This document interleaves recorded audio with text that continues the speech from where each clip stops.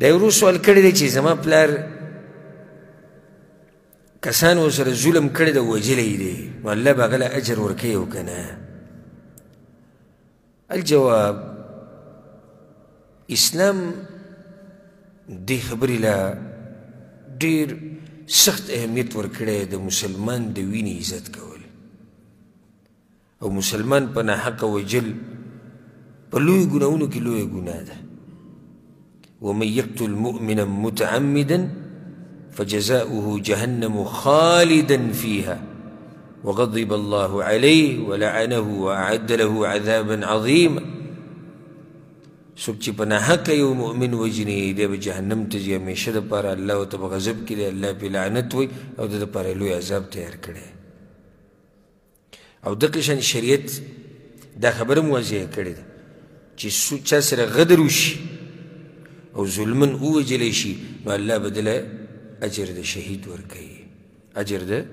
شهید به ورکوي ډېر ورته موږ دا وایو چې انشاء الله شهید دا ټاپه به ګورې داسې یقیني نه لګوئ ګورې موږ څه به وایو انشاء الله چې الله به ستا پلار له د شهادت اجر ورکوي خو دلته دا فایده یاده کوي ګورې شهید په دوه قسمه یو هغه شهید دی چې شهید دی په دنیا کې او شهید دی په آخرت کې یعنی د دنیوي احکامو کې هم شهید دی آخرت کې هم او یو هغه دی چې اخروي احکامو کې هغه شهید دی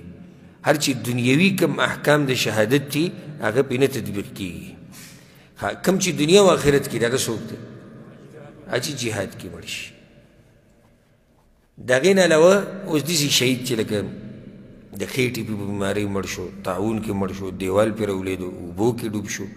اور کې وسوځېد چا ظلمن ووژو د مال په دفاع کې مړ شو د بچو په دفاع کې مړ شو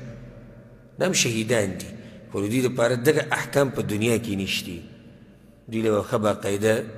غسل هم ورکې کفن بول هم ورکې جنازه به پې هم کې